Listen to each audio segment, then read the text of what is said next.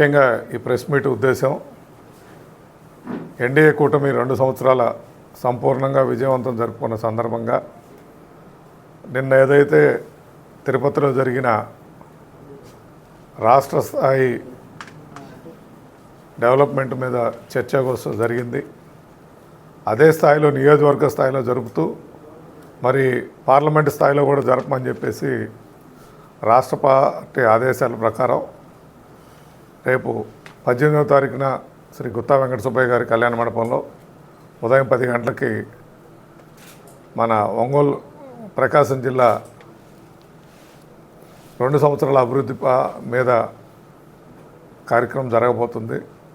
దానికి 3 పార్టీలు ఇటు జనసేన, బీజేపీ మరియు తెలుగుదేశం కార్యకర్తలందరూ కూడా పాల్గొని మరి వారితో పాటు ఎమ్మెల్యేసు, ఇన్ఛార్జు, చైర్మన్స్, ఎంపీ గారు అదేవిధంగా 3 మంత్రులు కూడా హాజరవుతారని తెలియజేస్తూ ముఖ్యంగా ఈ ప్రభుత్వం మన ప్రకాశం జిల్లాకు వచ్చేటప్పటికి జలహారతి జలధార అనే సబ్జెక్టు మీద ముఖ్యంగా ఇవ్వటం జరిగింది. మరి ప్రకాశం జిల్లాలో గతం కన్నా కూడా ఈ జలధార జలహారతి ద్వారా వాటర్ టేబుల్ లెవెల్ పెరిగిందని మరి మీరు గతంలోనే చూసుంటారు. మా కనిగిరి నియోజకవర్గంలోని మురిగిమ్మి ప్రాంతానికి ఒక జాతీయ అవార్డు కూడా రావడం జరిగింది వాటర్ హార్వెస్టింగ్ దీని మీద. అదేవిధంగా ఇటీవల ముఖ్యమంత్రి గారు ఏదైతే ప్రవేశపెట్టారో జలధార జలహారతి ప్రోగ్రాంలో అందరూ అంటే ప్రతి పల్లెల్లో కూడా రైతులు కానీ అటు గ్రామస్తులు కానీ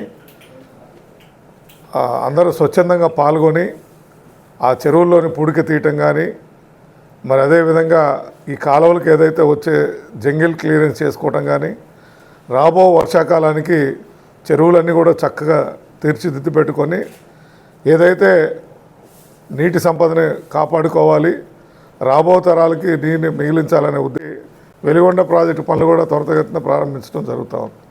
ఈ విధంగా ఇదే కాదు, ఈరోజు మా బీజేపీ సోదరులు చెప్పినట్టు మరి విశాఖపట్నానికి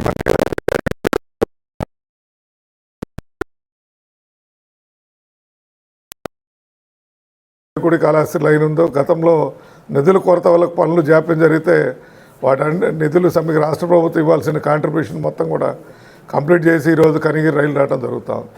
అతి త్వరలో త్రిబుల్ ఐటీ ప్రారంభించుకోబోతున్నాం.